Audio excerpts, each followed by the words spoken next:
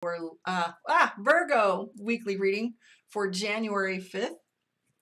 So Virgo, let's take a look and see what your energy looks like this week. Hello, Luna Bella, what's up?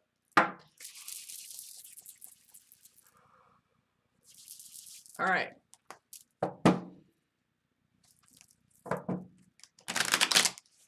Virgo in the house. All right, let's see where we sit.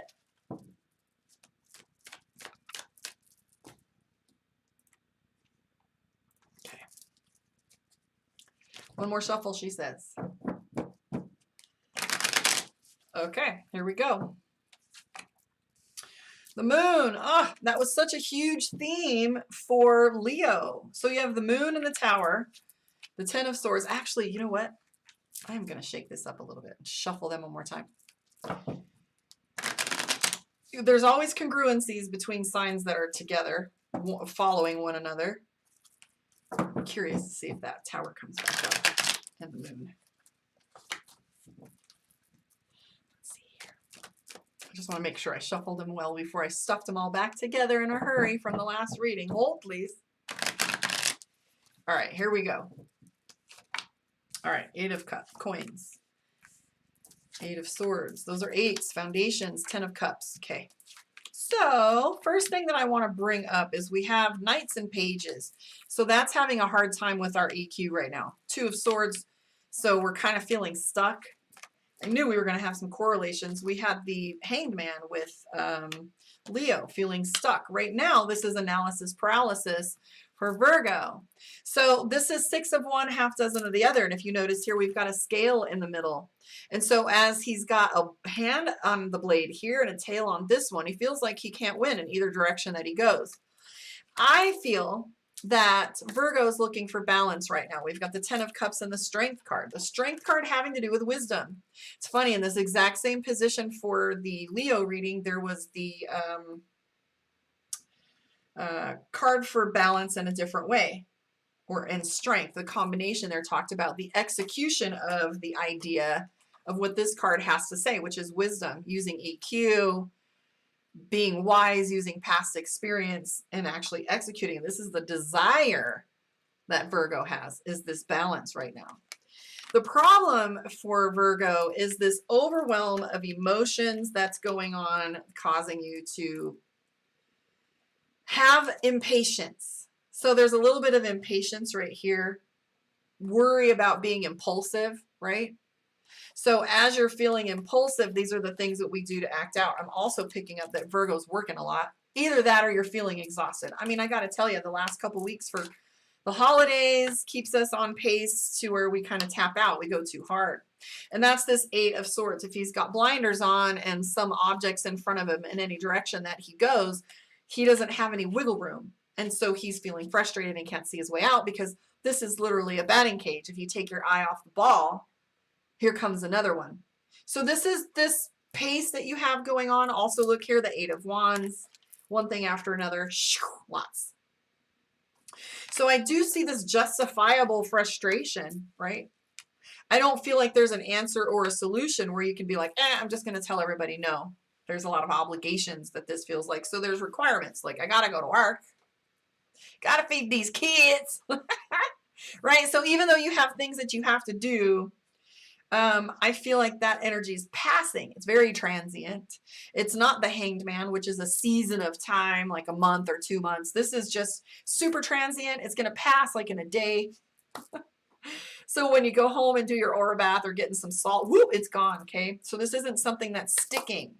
This, I'm going to bet here that we're going to see some dichotomy in your moon reading, because it's what you're thinking more of. So, because you got to look at your outward reading. Your sun sign is like outside stuff, and your moon's like processing your circumstance. So moving forward, what I'm seeing for you, wherein Leo had the death card, you have the page of cups, new beginnings, but in a minor way, not like a huge transitional phase for you. This is like new beginnings. You also have the ace of swords. I'm going to take that like the center of a bingo card. It's free. Because it's New Year's, right? We all do this ace of swords decision making at this time of year. So this is in the center of your reading. What am I going to do different? And making these decisions based on that. It's beautiful. I think the collective is on that energy right now, right? We all are. I'm seeing the Queen of Swords, being decisive, walking away from things that don't serve you, being quick with your decisions too, in all ways. But you also have balance in another card, which is the Two of Cups. So what is that? Coming from love, right? Let me show you how much balance this looks. So even though there's a couple cards that are feeling like pokey, they're very, very transient, like I was saying. Two of Cups, Ten of Cups. Where'd the other one go? And the Strength card, balance, right? This is executing that balance, wisdom, strength. If you've been listening to my readings in the last couple weeks, I've been talking about the archetypes, the Egyptian tarot, which they were originally those 22 cards for the adepts to study the archetypes. An archetype is something throughout time that we can identify with. I think the problem with tarot is societal structure. If I were to give you a Hierophant who is a leader, a spiritual leader, we don't have any of those to correlate to that we trust. We can't put an evangelical priest from TV on the Hierophant. I guess we could, because it would be like, you can kind of see what that energy is about. But sometimes we have a hard time finding good leaders to attach to these cards, so we can't correlate them. But ultimately, if you meditate on the archetypes, these images will come forward for you. So the archetype of the Strength card used to be called the Enchantress, which I just love. Because if you have watched tarot or used tarot or watched the readings, the Strength card always has a lion on it and someone who's gone in and tamed the lion. And if you think of the Enchantress, looking at it that way, and you think of the Strength card as going back and working with our programs, the things that run us, and the Enchantress rather than strength, because when we think of strength, we always think of a fight. It really takes a lot more finesse to get through things than it does to fight through them, right? I'm not a survivor, I'm a thriver. Took a little finesse. So I'm seeing Ace of Swords for you in the center, Eight of Wands, which is things moving quickly for you. And Queen of Pentacles. So like mastering your money a little better is coming up for you too. I feel like right now you're organizing things though. And I'm also picking up that, you know, either you're working too hard for the money you do make or you're looking for some more. But ain't we all? Ain't we all? What up, Vulcan? Okay, so let's pull some cards from Mystic Dreamer. And I'm trying to decide, you guys can vote, give me hearts or say something. I'm trying to decide if you guys wanted for me to go on to Libra or whether we want a discussion about Mercury retrograde coming up. I'll just have to pull some information and make sure I get my dates and numbers and what it's in before I go throwing information out there. So you guys decide. So this is your Virgo moon. And if you haven't gone over your astrology, this is your circumstance, your emotions, your moods, your things you're thinking about. Where the first one is your general, like what's going on, right? So let's pull some cards from this for you. Whoop, the Devil card. Hangman. So I'm picking up worry. So let me keep going. Let me hurry. Okay, so Queen of Wands. Woo! Kings and Queens, commitment, Two of Pentacles, Page of Swords. Okay, so don't trip. The Devil card's great. So because of where it is. It's a perception, right? Because this is your moon, how you're thinking. So the Devil card is in the top left, and that is the beginning word of this sentence. So if you know anything about tarot, the Devil card has to do with all the things that vex us, whether someone does it on purpose, bad habits, substances, etc., you know, addiction, abuse, things like that. So if this card shows up, it's not saying the devil's a coming or things are about to go sideways. This is sometimes it has to do with escapism, codependency, things like that. So it's the first card in this sentence. And what I'm picking up is that Virgo's wanting to know if things are going to change. We're worried that trends are going to continue the way they are. If you look in the set, we got the Hangman. So are we going to be stuck forever? The Lover's card, which is struggle. I call this the Great Tango. It's this karmic tie, this thing that we have to execute and get through, to do, behave, the work. So The Lovers is about that balance, the struggle to find that balance. Because if you look, there's male and female, and they're separated. They have their heads together, and there's a sword in the middle. This is about that sword. This is that line in the middle where we strike that balance. We don't let one overpower the other or be too dominant. So the Lovers card in the center, am I going to be balanced? Is this stuck energy going to move into the Sun, giving, right? Charity and enjoyment. We also have the Queen of Wands, right? Queen of Wands is about how I look, how I feel, whether I'm enjoying the finer things in life or not that I'm working so hard for. So the Three of Pentacles, how many of you out there are spending a lot of time on the computer or the TV? Three of Pentacles, or are you on social media a lot? Because the Three of Pentacles has to do with looking or searching for things. Or being seen. Are you putting yourself out there more? Or are you being seen more? I am seeing the Two of Swords for you in thinking, so you keep tossing your decisions from one side to the other and sitting in the middle. We call this analysis paralysis. Ah! Right? It's not overwhelming, but you can't pick a side right now. You have the Justice card in front of it next to the Queen of Wands, and then you have the Five of Wands. What this sentence looks like and how it feels to me is you're undecided on which, so like my bestie has an expression that I love, and I want to poach it so bad, but so she says, is this the hill you want to die on? Like, is this fight worth it? And I think that's the question that Virgo's asking themselves right now.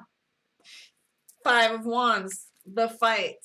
What's it going to look like if I take this stance? I'm undecided. And what will people think? I don't care who you are. Everyone's like, I don't care what people think. I had somebody say that on the phone to me a little while ago. I don't care what people think. Of course we do. That's our feedback. That's what we experience other people for, as a mirror. So what would people think? And that doesn't mean we, care. It just means that it's because other people, everything from religion to mathematics, intelligence, language style, how we write our grammar, we make judgments all day long. We all do it. So it may not be worrying what people think. It might just be a comparison to the temperature in the room that you're going. So I don't want you to take this as in, well, what's this going to look like? Let's not minimize this idea. Because within every one of us, there is a seed of wanting to be seen as our best self. We want to hold ourselves out there to be seen as our best self. Nobody wants to go out there and be seen as the asshole. Not a single one. Even if they act like it, ultimately, they're doing it based on immature behaviors. Stunnedness, just immaturity, right? So it's more like taking that temperature, looking at things. I do feel, again, we have the Two of Pentacles. I think the problem here for Virgo is not so much indecision, but the fact that Virgo has to choose between two things. And I'm seeing this thread of commitment, that the thing that you're wanting, that you're measuring out in your head, that you're thinking of your timeline, that you're worried that you're not going to be committed. And so you want to make sure that you are doing what you say you're going to do. See? It's all about integrity. What this internal viewpoint is where am I measuring myself up at? Where am I? And I don't want it to end up like this. I don't want to vex myself or anyone else to vex me. And are these bad habits going to perpetuate? No. We are making good decisions. We have the Page of Swords. So based on the decisions you're making now, we have new beginnings. So it's a clean slate for you. I kind of like that, guys. I'm satisfied. Especially since the beginning of the week, I didn't have great readings like Scorpio. I almost deleted. I was like, bro, this is heavy. Y'all okay? So honestly, I get nervous when I do these. I never know what I'm going to say. I never know if it's going to resonate. So please give me some feedback. Let me know if these are appreciated, if it resonates with you at all. I'm going to give you my website, karmaondeck.com. Come find me for your in-depth reading. take some classes, get some coaching, spiritual mentorship, etc. I got some blogs on there that I just started. I didn't realize that it emailed all of you. So a couple of my clients, I noticed, I got an email this morning. It said, so-and-so opened your email campaign. And I'm like, what email campaign? So I'd like to apologize that if you're on my website or booked a reading and you're getting all these little blogs in your email, save them, enjoy. I don't know. I apologize if I bombed your inbox, but thank you for your patience and your love. So thank you for hanging out. Like, subscribe, share. I'm going to decide whether I want to come back and do a discussion on Mercury retrograde or question and answer or